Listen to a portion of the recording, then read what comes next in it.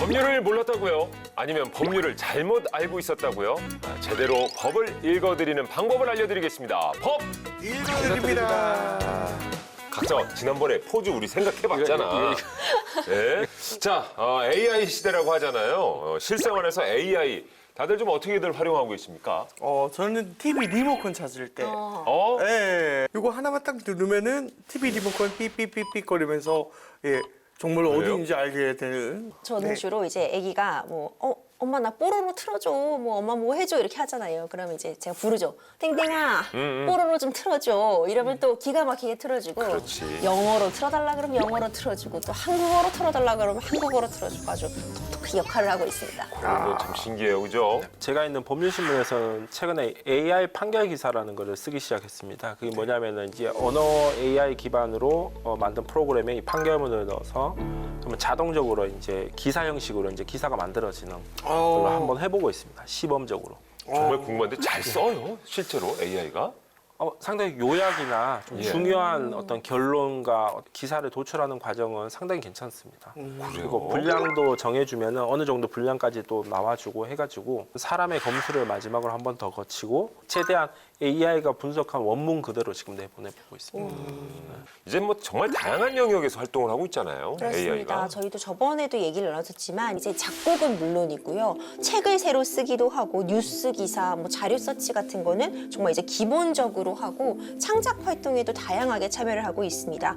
AI가 창작한 발레도 있다고 하더라고요. 책 출판은 물론이고 게임도 만들었다고 하는데 아직까지 AI가 만든 이 창작물을 어디까지 허용할지에 대해서는 좀 이야기가 나오고 있는 상황입니다. 그렇군요. 자, 오늘 저희가 이야기할 내용도 바로 AI에 관한 얘기입니다. 어떤 사연인지 한번 만나보시죠.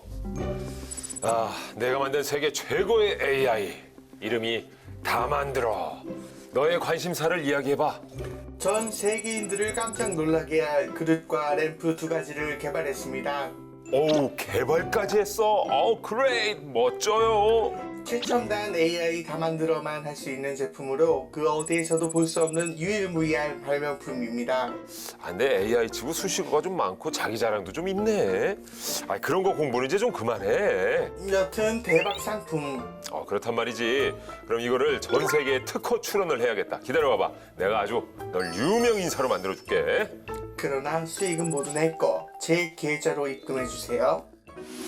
헬로 코리아. 다만드로의 개발품들을 특허 신청하러 왔어요. 네? AI가 만들었다고요? 진짜로요? 리얼리 진짜 AI는 다만들.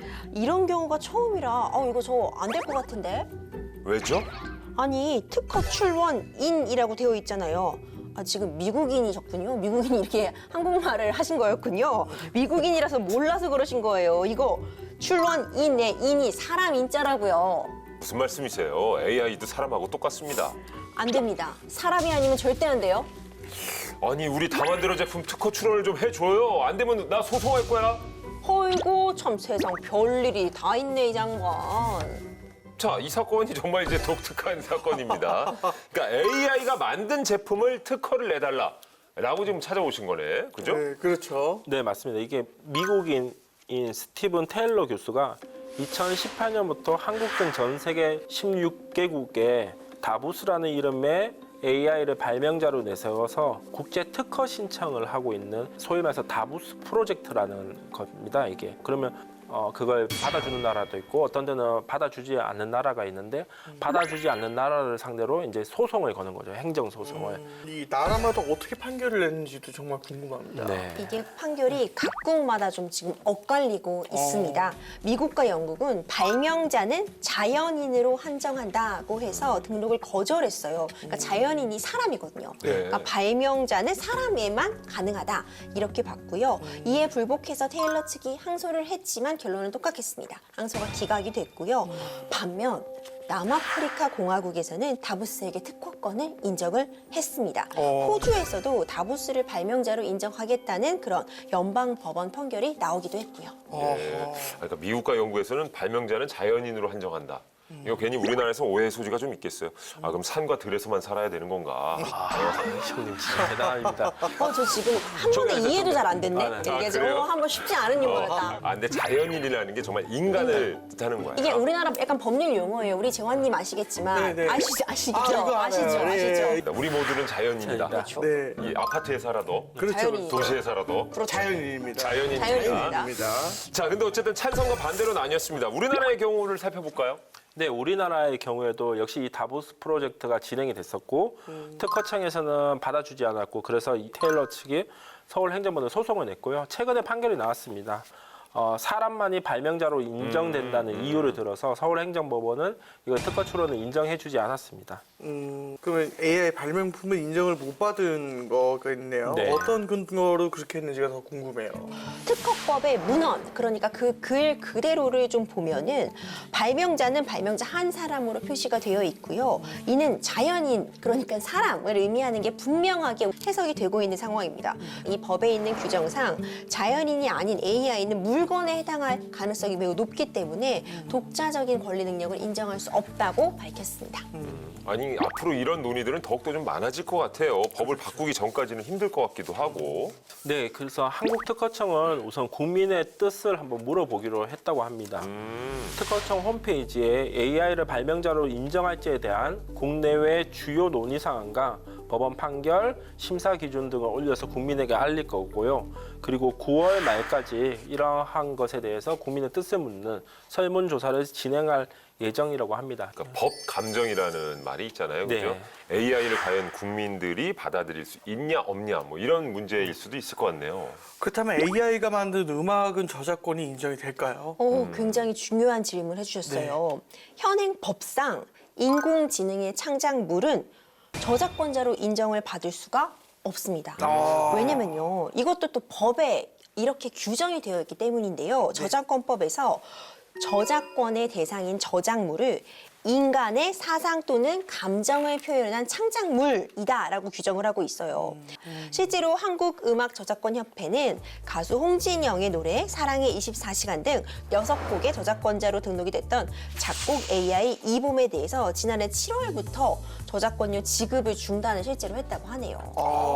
그래요? 야. 지급 중단했다. 그렇죠. 그러니까 AI에게. 저작물이 인간의 사상과 감정을 담은 창작물인데 이 AI가 만든 것이 과연 인간의 사상과 감정이 담겨 있다고 볼 수 있는가? 네. 어려운 질문이죠. 그러게요. 근데 지금 AI가 그렇다고 작곡을 못하느냐 그것도 아니라며요. 네, 네. 근데 재환 씨 입장에서는 어쨌든 AI가 만든 노래를 들으면 아, 뭐 사람이 만들었던 이거저거 좋은 것들을 좀 이렇게 합쳐놓은 느낌? 네. 뭐 이렇다는 얘기도 했었잖아요. 그죠? 맞아요. 사실 네. 그냥 좋은 것들을 합쳐놓은 느낌이긴 하지만 완벽하게 합쳐놔가지고 그러니까 그 어떤 아이덴티티를 가진 곡이 태어나야 되는 건데 좋은 것들을 마구마구 합쳐내니까 완벽해져 버리는 어떤 정답의 곡이 하나 나온 개념인데 이거는 이미 선대에 나와 있던 곡들이어가지고 우리 재환님은 직접 작곡을 하시잖아요. 그럼 네. 재환님 작곡할 때는 우리가 같이 얘기한 경험들, 같이 밥 먹으면서 나눴던 느낌들, 그렇죠. 지금의 이 공기, 습도 모든 것을 자신의 감정으로 풀어내서 넣게 되잖아요. 네, 그러니까 창작성이 인정이 되는 건데 네.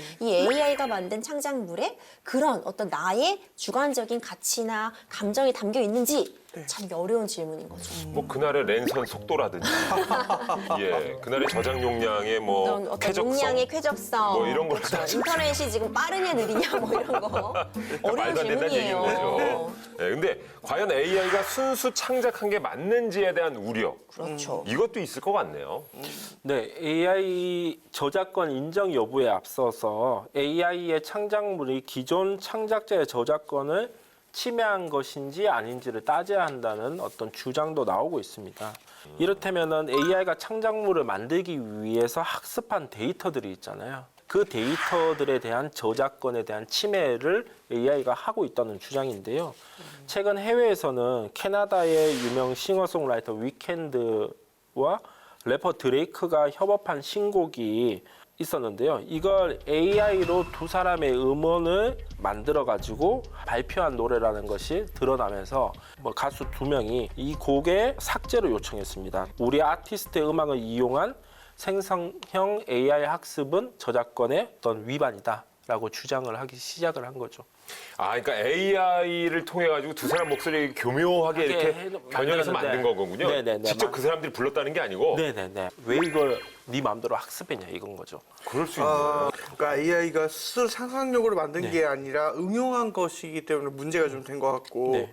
AI가 창작자로서 인정받기 힘든 상황이네요. 네. 네, 실제 글로벌 PC 게임 플랫폼 같은 데서도 AI로 제작된 게임의 유통을 금지했다고 합니다. 이게 AI가 만든 그 게임 자체도 학습 데이터에서 그 저작권 위반 문제가 있기 때문에 AI 저작권을 좀 인정해주기 어렵다는 취지에서 또 금지했다고 합니다. 그러니까 확실히 이제 AI하고 관련된 뭐 저작권, 특허권 이런 문제들이 계속 나올 것 같은데 좀 해결 방안에 관한 움직임이 있어요? 어떻습니까? 네, 국회 차원에서 일단 다양한 세미나나 학회들이 이루어지고 있기는 한데 아직 정말 걸음마 단계여서 아직 시간이 많이 필요할 것 같습니다. 그런데 이게 단순히 우리나라만의 문제가 아니라 세계적인 상황이기 때문에 어떤 다른 국가에서 이와 관련된 규제를 만든다거나 이와 관련해서 어떤 논의가 진행되면 우리나라, 우리 기업들도 바로 타격을 입게 되잖아요. 그렇기 때문에 어떤 대응할 법적 토대를 마련하기 위해서라도 생각을 좀 모으는 과정이 꼭 필요할 것 같아요. 네, 그러니까 뭐 AI가 만든 상품이라든지 작품들이 유용하게 활용은 될 수 있겠지만 그거 자체를 창작물로 보기는 어려울 것 같다라는 건데 아무래도 아직까지는 진짜 우리 인간이 창작성으로는 유일무이한 존재다. 인간 최고죠. 네. 그리고 우리 재환님이 만든 커피 이런 명곡 봐요. 언제 들어도 명곡이잖아요. 커피 한 잔을 마시게 하고 싶은. 이런 게 또 인간의 힘이 아닐까 생각이 드네요. 뭐 커피 한 잔 할까요? 그 노래 아니지? 그 노래 말고 손이 차서 마음이 차서 커피가 다 식어버려. 네. 이 명곡을.